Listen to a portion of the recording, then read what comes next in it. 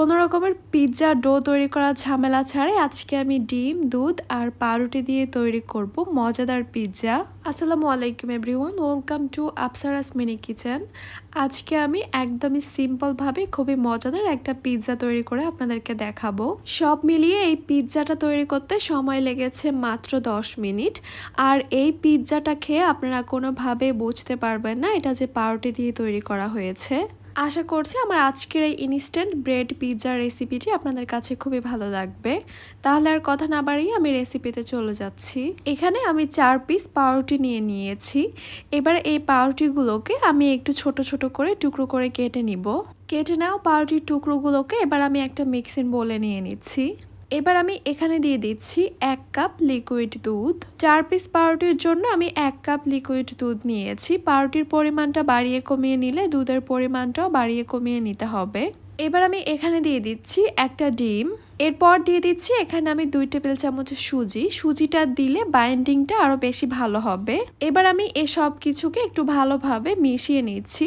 আর মিশাতেই দেখবেন পাউরুটিটা কিন্তু নরম হয়ে গেছে।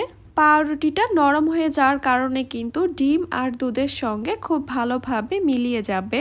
এরপরেও যদি আপনাদের কাছে মনে হয় কিছু পাউরুটির টুকরো আস্ত রয়ে গেছে, এভাবে হালকা হাতে চামচ দিয়ে প্রেস করে করে নাড়াচাড়া করলেই কিন্তু পাউরুটিটা গলে যাবে। কিছুক্ষণ এভাবে নেড়েচেড়ে মিশিয়ে নিলে দেখতে পারবেন পাউরুটিগুলো খুব সুন্দরভাবে মিশে গেছে আর খুব সুন্দর করে একটা ডো তৈরি হয়ে গেছে। আর এটাই হচ্ছে কিন্তু আমাদের আজকের পিৎজার ডো। এবার এখানে দিয়ে দিচ্ছি আমি 1/4 টিস্পুন লবণ।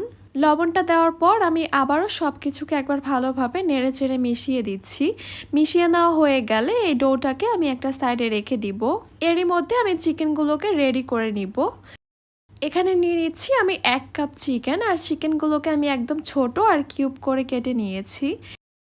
এবার এখানে দিয়ে দিচ্ছি আমি 1/4 টিস্পুন আদা বাটা, দিয়ে দিচ্ছি 1/4 টিস্পুন রসুন বাটা, লাল মরিচের গুঁড়া দিয়ে দিচ্ছি 1/4 টিস্পুন, কালো গোলমরিচের গুঁড়া দিয়ে দিচ্ছি 1/4 টিস্পুন, লবণ দিয়ে দিচ্ছি 1/4 টিস্পুন। এরপর দিয়ে দিচ্ছি এখানে আমি 1 চা চামচ সয়া সস, টমেটো সস দিয়ে দিচ্ছি 1 চা চামচ। এরপর চিকেনের সঙ্গে আমি এই সব কিছুকে একটু ভালোভাবে নেড়েচেড়ে মিশিয়ে নিচ্ছি। যেহেতু আমি চিকেনগুলোকে ছোট করে কেটে নিয়েছি তাই এগুলোকে রেস্টে রাখার কোনো দরকার নেই। আমি এগুলো ভালোভাবে মিশানো হয়ে গেলে সরাসরি ভাজতে চলে যাব। একটা প্যানে আমি নিয়ে নিচ্ছি 1 টেবিল চামচ তেল।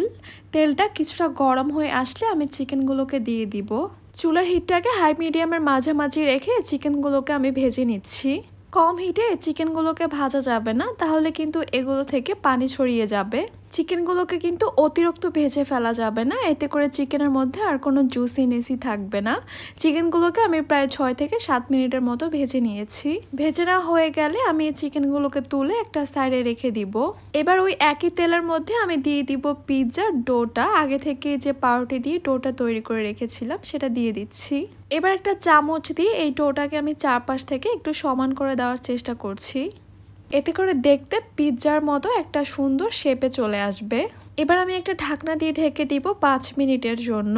5 মিনিট পর আমি ঢাকনাটা তুলে নিয়েছি। এরপর আমি এই পাশটা একটু উল্টিয়ে দিব। এই পাশ থেকে খুব সুন্দর একটা কালার চলে আসছে। এবার আমি এখানে দিয়ে দিব 1 টেবিল চামচ টমেটো সস। আপনাদের যদি হাতের কাছে পিৎজা সসটা থাকে তাহলে পিৎজা সসটাই দিতে পারেন। টমেটো সসটাকে আমি চারপাশে ভালোভাবে ছড়িয়ে দিয়েছি। এরপর দিয়ে দিচ্ছি এখানে আমি মজারেলা চিজটা কম বেশি আপনারা যেরকম খেতে পছন্দ করেন ওই রকমই দিবেন। এর উপরে আমি দিয়ে দিব তৈরি করে রাখা চিকেনগুলোকে চারপাশে ভালোভাবে ছড়িয়ে দিয়েছি। আর পিৎজা টপিংয়ে কিন্তু আপনারা আপনাদের খুশি মতো বাড়িয়ে বা কমিয়ে দিতে পারেন সব কিছু। এরপর টপিং হিসাবে আমি দিয়ে দিচ্ছি পেঁয়াজ আর টমেটো, এগুলোকে আমি একটু কিউব করে কেটে নিয়েছি। এরপর দিয়ে দিচ্ছি সবুজ ক্যাপসিকামটাকেও আমি একটু কিউব আর ছোট করে কেটে নিয়েছি। সবশেষে আমি আবারও মজারেলা চিজ দিয়ে দিচ্ছি। এরপরে প্যানটাকে আমি ঢাকনা দিয়ে ঢেকে দিচ্ছি। আর চুলার হিটটাকে আমি মিডিয়াম আর লো এর মাঝামাঝি রেখেছি। চিজগুলো মেল্ট হতে যতটুকু সময় লাগে এই পিৎজাটাও তৈরি হতে ঠিক ততটুকুই সময় লাগবে। আমার প্রায় 4 থেকে 5 মিনিটের মতো সময় লেগেছে। চিজগুলো দেখতেই পাচ্ছেন গলে গেছে, তার মানে আমাদের পিৎজাটা তৈরি হয়ে গেছে। আমি চুলাটাকে অফ করে দিচ্ছি আর পিৎজাটাকে চুলা থেকে নামিয়ে নিচ্ছি। এরপর একটু গরম গরম থাকা অবস্থায় আমি পিৎজাটাকে কেটে পরিবেশন করে নিচ্ছি। দেখতেই পাচ্ছেন মাশাআল্লাহ পিৎজাটা দেখতে কতটা সুন্দর আর লোভনীয় হয়েছে। কেউ দেখলে বুঝতেই পারবে না এই পিৎজাটা আসলে আমরা পাউরুটি দিয়ে তৈরি করেছি। আর খেয়ে তো একদমই বুঝতে পারবে না, কারণ এই পিৎজাটা খেতে আমার কাছে দারুণ লেগেছে। এত সফট আর এত মজাদার পিৎজা তৈরি করা যদি এত সহজ হয়, আমার মনে হয় সবাই প্রতিদিন তৈরি করবে পিৎজা। আপনারা অবশ্যই বাসায় একবার হলেও ট্রাই করে দেখবেন, ইনশাল্লাহ আপনাদের কাছেও খুবই ভালো লাগবে। তাহলে আজকে এ পর্যন্তই। সবাই অনেক বেশি ভালো থাকবেন, সুস্থ থাকবেন। আল্লাহ হাফেজ।